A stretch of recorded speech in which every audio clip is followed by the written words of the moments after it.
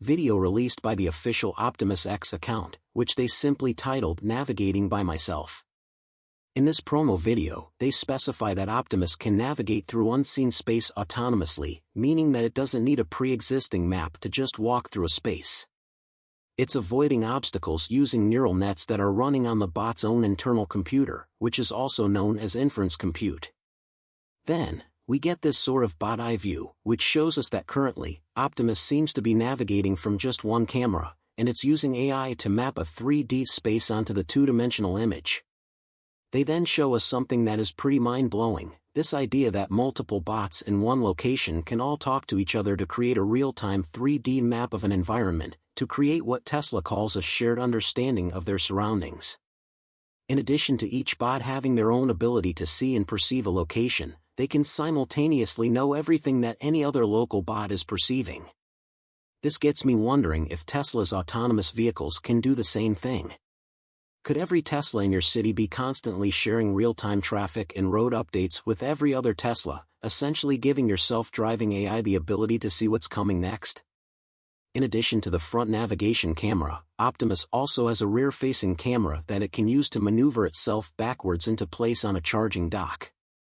Here is one very key point that Tesla is trying to make. They essentially recreate the scenario from the WIO event, where the Tesla bot is handing people snacks and drinks.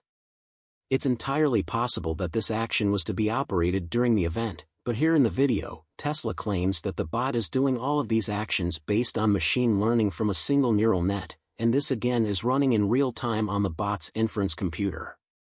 Even though the video itself isn't playing back in real time, it's obviously sped up, and that's identified in the top right corner for some additional context. Tesla's vice president of Optimus, Elon, went on X to explain the video in more detail, basically saying that because GPS doesn't work inside, the only way for a humanoid to navigate effectively is through AI computer vision. This is still the same technology that Tesla self-driving is based on, with one of the biggest new differences being non-flat terrain and stairs. Hopefully, your car never encounters stairs, but a humanoid robot definitely will. And then there's the human interaction. Kovac says that Optimus was trained to hand over snacks and drinks based on both gestures and voice requests. So maybe the robotic servers at the Tesla Cybercab event were actually running AI for their movement, just not their voice, still questionable. Have you ever wondered how to protect your online activity, especially when using public Wi-Fi or browsing on multiple devices? Well, that's where today's sponsor, CyberGhost VPN, comes in. CyberGhost VPN encrypts your data, hides your IP address, and keeps you safe from hackers and prying eyes. Whether you're on Windows, Mac OS, Android, or iOS, CyberGhost VPN has you covered. With just one subscription, you can protect up to 7 devices. That means you, your family, and your friends can all enjoy secure browsing no matter where you are. Plus, with their strict no-logs policy, even CyberGhost won't know what you're up to online. You can also change your online location in just 3 clicks and get access to geo-restricted content from dozens of streaming services like Netflix. And that's not all. With CyberGhost VPN, you can even find better online shopping deals or play games blocked in your region. You can get their premium service for only $2.23 a month, plus 4 extra months for free. That's 84% off, with a 45-day money-back guarantee, so there's no risk in trying it out. Whether you're accessing geo-restricted content, finding better deals online, or just keeping your identity safe, CyberGhost VPN is the way to go. So click the link in the description or the pinned comment to grab this deal and start browsing safely with CyberGhost VPN today. As we recently learned from the Robotaxi event, Tesla claims that the Cybercab will not have a charging port on the vehicle at all and instead will only charge wirelessly. The live stream didn't show us the full video of the prototype charging, but Tesla has since released it on X. You can see a Cybercab backing up to the charging mat, reaching 25 kilowatts charging power at 35% charge to full, and then taking off again. We then saw Marques Brownlee, or MKBHD, comment, "Nope, wireless charging has a massive heat waste." Really, a noble goal for something like this would be maybe 75% efficiency. but Tesla was quick to come back and reply, efficiency is well above 90%. Now, we have to assume that Tesla didn't just use this as an opportunity to burn one of the most popular YouTubers in the world just for clout because Tesla has the receipts to back up their claim. But, as is common for Tesla, they didn't actually produce those receipts themselves, so of course, we had to find these all by ourselves. Luckily, that's what we do around here. So here it goes. In the summer of 2023, Tesla made one of its rare acquisitions as it bought out the German wireless charging startup WUON. WUON had signed a global license agreement with wireless EV charging player Ytricity, and they even launched a pilot program in the US in late 2021. TUS then sold the W4ion company off again in October of the same year, but Tesla kept the WUON engineers, and we can imagine these guys were acqui-hired to work on this wireless charging project for Tesla. By the looks of it, they delivered.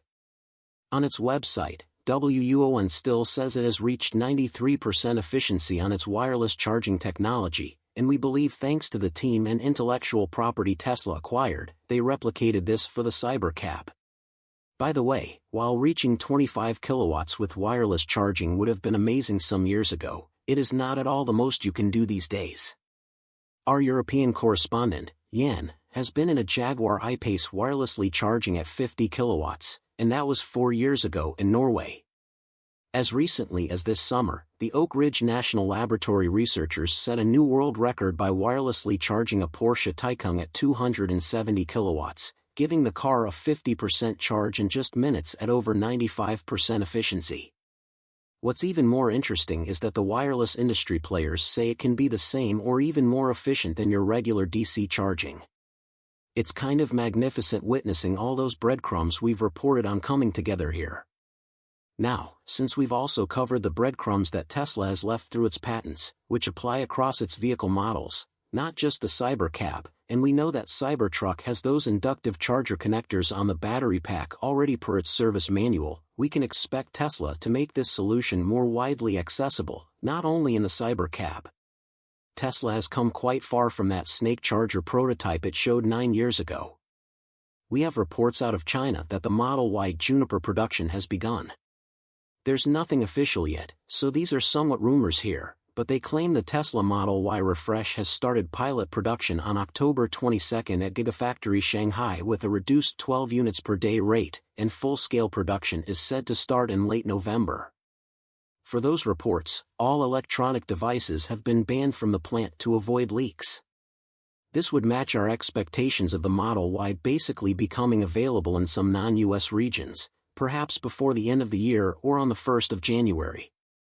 With the refresh Model 3, called the version Highland, Tesla started sales in China in September 2023, and it became available in the US on January 10, 2024. So this timing would also still make Elon's no Model Y refreshes coming out this year stand true, or, if they start before 2025 in China, well, partly true. Until then, Tesla does not want to show much of the new vehicle. We know this from a private message that was sent between Elon and one unnamed Tesla content creator, quote, "There is no new Model Y this year. Please stop hinting that there is, as it damages our sales of the current version." While a lot of folks are anticipating the refreshed Model Y, we do have to consider that it's likely to also come at somewhat of a premium price in the beginning, much like with the Model 3 Highland, due to the improved features and Tesla needing to sell the backlog of old Model Ys. Since the Model 3 refresh was easier to manage for Europe as it also came from China, we are now watching for some line retooling in the Giga Berlin plant, where all the Model Y for Europe are manufactured. Tesla has again kept the Model Y upgrade details surprisingly under wraps, excluding this incident of someone lifting one of these wraps back in August, exposing a light bar in the back. Here's what that might look like. Previously, we've expected similar headlights to the refresh Model 3, but what if, just an if, it'll have a Cybercab-style light bar also in the front? The best render on that, again, comes from Dominic, and it actually looks rather possible. Let us know if you prefer the new Model 3 or the Cyber lights in the comments below. Tesla installed a milestone 6,000th supercharger globally. Next to it is the 600th supercharger in Japan, and also the first V4 deployment in the country. Max Ziger, director of charging globally at Tesla, commented, "Although not as mind-blowing as catching a rocket with chopsticks, for the teams behind it, every supercharger opening feels like a little miracle of collaboration with permitting jurisdictions, site hosts, and utilities. The new routes that they open up bring happiness to traveling families, making it all so worth it." For context, Tesla's supercharging network was announced by Elon Musk back on September 24, 2012. They celebrated reaching 30,000 superchargers less than just 3 years ago.